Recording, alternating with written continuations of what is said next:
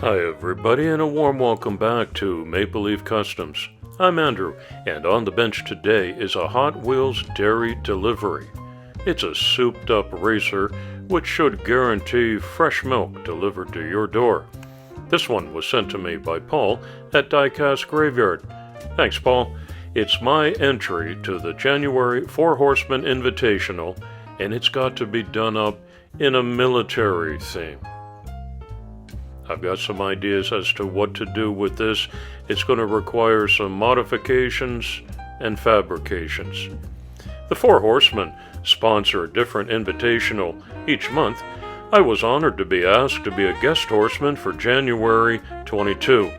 If you're not already familiar with their YouTube channels, please visit Paul at Diecast Graveyard, Keith at Outlaw Speed Shop, and Xavier at Diecast Show Customs. Links for all of their channels are in the description.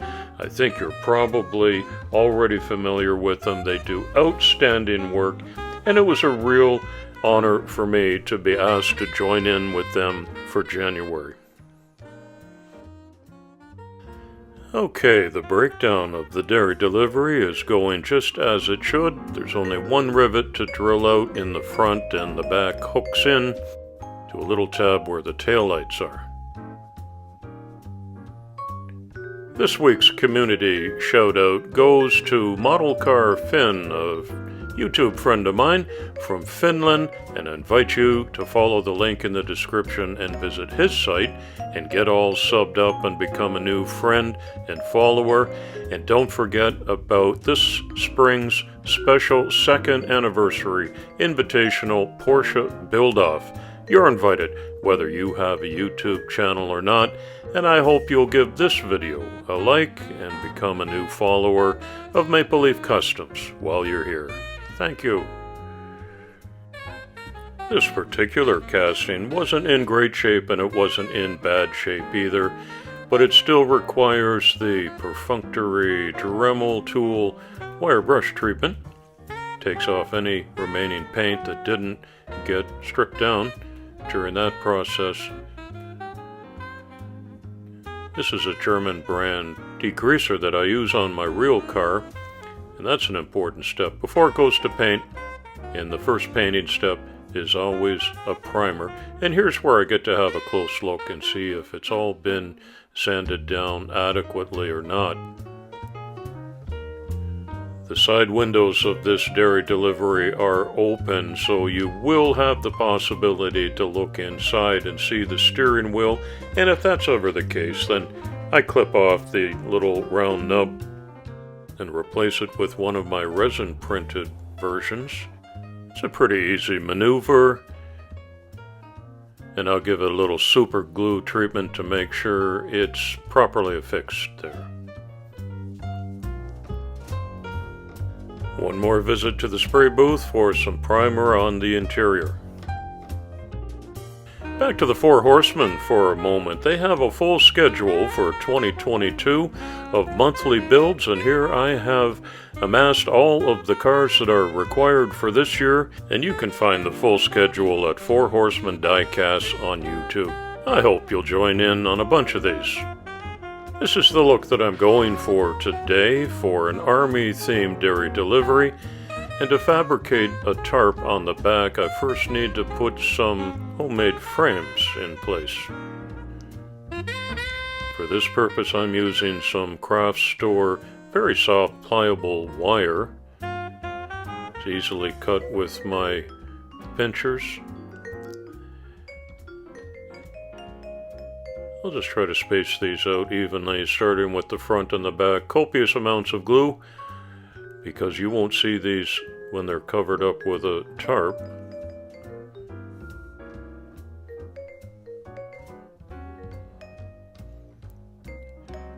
And the tarp's going to be made from this very thin tissue paper and a little bit of Mod Podge. So I cut a piece to size, a little bit oversized. Mod Podge on the underneath of it that I place, and then give it another good coating on top. Now once this is done 2 times, and then painted, and then clear coated, It's as hard as can be.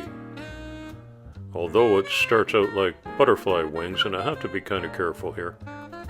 But in my opinion, this step is the biggest transformation from a dairy delivery truck to a military vehicle. More primer. Each coat on here goes towards making that much stiffer. Away with the original Hot Wheels racing slicks, and I go to this big bag from an eBay haul that's essentially filled with truck tires, and I pick out a few matching ones and trying to get 14mm in size. These are perfect. That's what came off. Wanting to change the ride height now, I am going to put some axle tubes on the bottom, and that's going to serve to raise the truck up and change it from the lower drag stance to a military vehicle. The purple painter's tape on the hood and the side doors and one back gate is where I'm going to be placing some decals in a future step, so I don't want that to become OD green. When those are peeled off, they're going to leave a light layer underneath. Like so. So you have to think forward a little bit and have this planned out, but I do have my theme in mind, and you get a little preview hint if you look carefully at my work mat right here. The axle tubes were cut to size and installed, and you'll be able to see now the difference in ride height that little alteration makes. And the gray plastic base gets a matte black treatment. Minimal detailing on the interior. I paint the seat in two-tone black and gray, and the new steering wheel gets darkened up. And where this was a NOS bottle in the dairy delivery racer, I painted it into a water bottle. You'll see why in a moment. And I flipped the now dried undercarriage over, detail the exhaust system here. I use a couple of different types of metallic ink pens. This is a Bic intensity marker.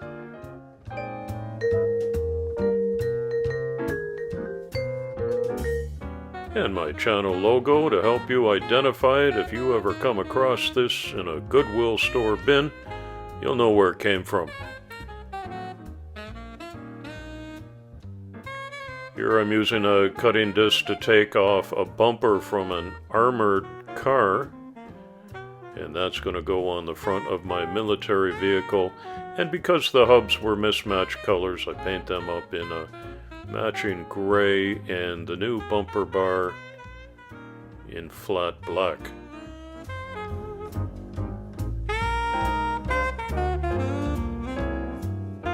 Okay, time for some decals, and I've decided to go with an Army medical truck theme, and I'll tell you why. My home country is Canada, so this is a Canadian Army truck. I got the okay on that from Paul, and I thought it was quite clever. I've also incorporated the Swiss flag, which is where I live now. As a matter of fact, it's an inverted Swiss flag. The Red Cross originally is a Swiss charity, and they took the red background and white cross from the national flag, made it a white background and red cross, but that's very identifiably Swiss all around the world. So I've got both my countries in there. Set of side mirrors and a whip antenna went on the top.